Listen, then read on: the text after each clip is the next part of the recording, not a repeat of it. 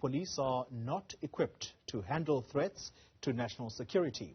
This is the view of the security expert after the release of a report into the violent unrest that hit parts of Gauteng and KwaZulu-Natal in July last year. The report found that police and intelligence leadership structures had been dysfunctional and unprepared to handle the riots and looting. Let's speak now to Dr. Chris de Kock.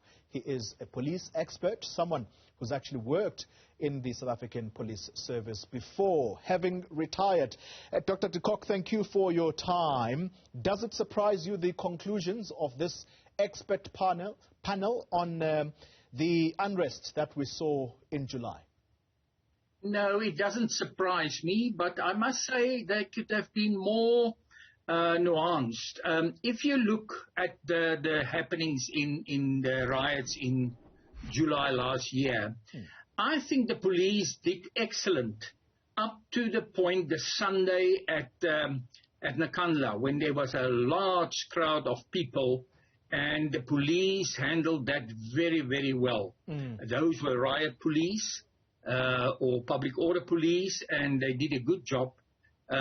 It could have turned very ugly.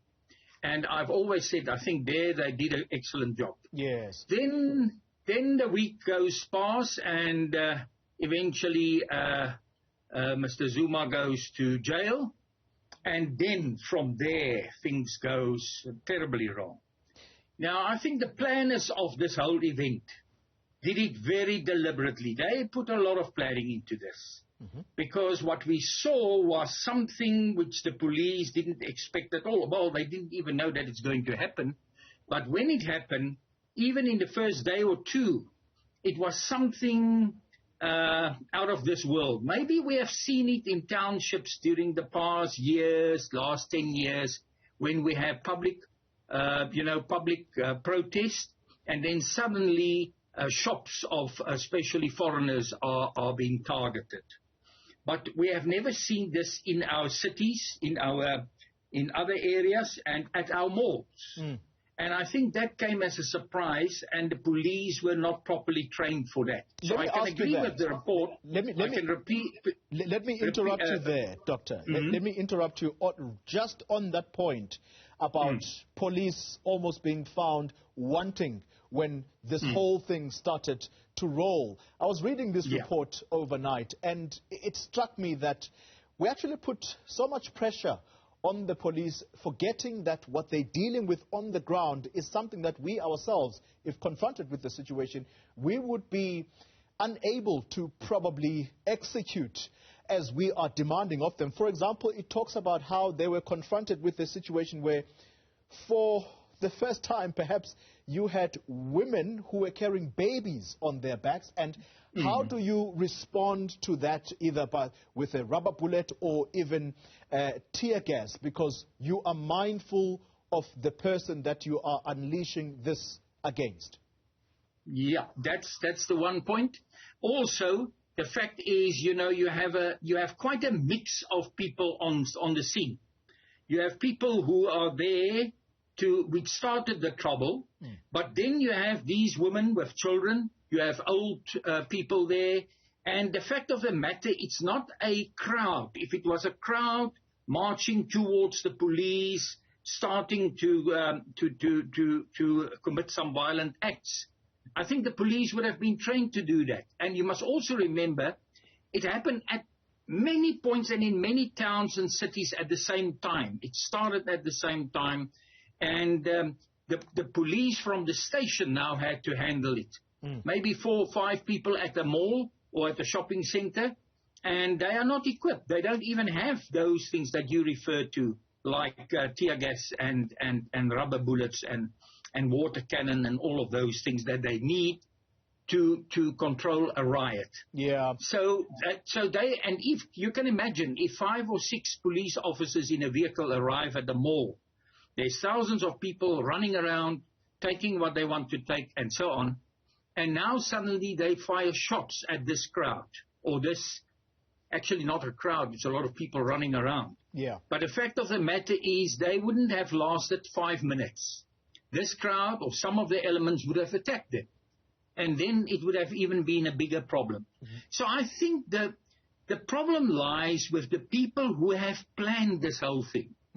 And they deliberately planned it that it can go out of control. And I even have an idea, what is very strange to me. The public order police were then sent in, but I mean, they are so understaffed at this stage. I mean, they are less than 50% of what they should be, and they are spread right through the country.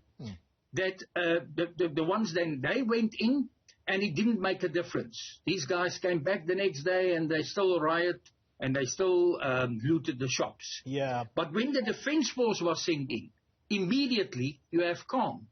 So I think that the people who started this show could even switch it off whenever they want to switch it off for some or other reason. Well, which is why, Dr. de Kock, there is this outcry that the instigators, the real instigators, are not behind bars. But here's another point that I would like you to deal with for us, and that is the inability of the police to deal with violent criminality that was taking place on the one hand, along with the politics, palace politics within the ANC, if you like, because it does appear, and I suspect this is now at the level of intelligence, where there was inability by security forces to act and act with intention to put this to an end by those, because clearly the divisions in the ANC, as the report says, also eventually found expression in the work of government, I suppose, in particular the security forces. Yeah, well, that is no secret that even long before these riots, there is so many factions in to start off with, in intelligence. And you can mention any intelligence, maybe not military intelligence, I don't know what is happening there. But when it comes to, for example, crime intelligence, there's so many factions for the last 12 years, actually starting there in 2009, 10 already, the first cracks appeared. And there's so many infighting and so many factions that are actually doing intelligence on each other, that they are not focusing on what they were created for. I mean, they were created to look at organized crime and crimes against the state, not against the political party, but crimes against the state. Now, that is what the intelligence service is there for. When we look at SSA, which is actually a civilian intelligence service, there you should have even more objectivity, and you should have a focus on crimes against the state and the climate in the country. Where can we expect some intergroup problems and so forth and so forth. Yeah. Now, it seems that these organizations were is a reflection of the politics within the ruling party. And that is the problem. Yeah. So you can understand that when they have information that something like this can happen, those who are loyal to that faction will not give the information through. They will keep the information for themselves. Yes. They may even, in a sense, be part of the planning. All right. Those who are against that faction will give through the information. Now, it seems in this report, I read through it very quickly, it was only yesterday afternoon, and I had other things to do as well. But when I look through this report, I get this impression, on the one hand, that government was warned that there may be some trouble. Yes. But in the evening before even, there's a report from the SSA to Nikok, which say, no, there's no problem. Now, I mean, this is confusing. And that is why the operational people were catch totally, by surprise. Yeah. Dr. de Kock. And the public order units couldn't be sent to KwaZulu-Natal, because if they knew in a few days before, that look, there's high potential for this to happen, and this is basically the plans, then they could have sent their public order units from other provinces to KwaZulu-Natal. Yeah, Dr. de Kock. That at least would have helped. I'm out of time. I'm going to ask for a very, very quick comment on this element. You've already touched on it, the understaffing. I was completely shocked when I actually saw the inequality between the SAPS complement, which is about 180,000, and I'm hoping that they are painting a full picture at national level. This is the amount of cops we have, 180,000, versus the private security industry, which they say is about triple that size, and yet it remains fairly unregulated. That's a disaster, is it not? Yeah, it is a disaster, but on the other hand, you can understand why we have that amount of security staff or security companies. It is because the people feel unsafe, because crime is increasing constantly, and especially violent crime, carjackings, house robberies, murders that goes with that. It's constantly increasing, and that is why people say, look, I can afford it, so I'm buying it.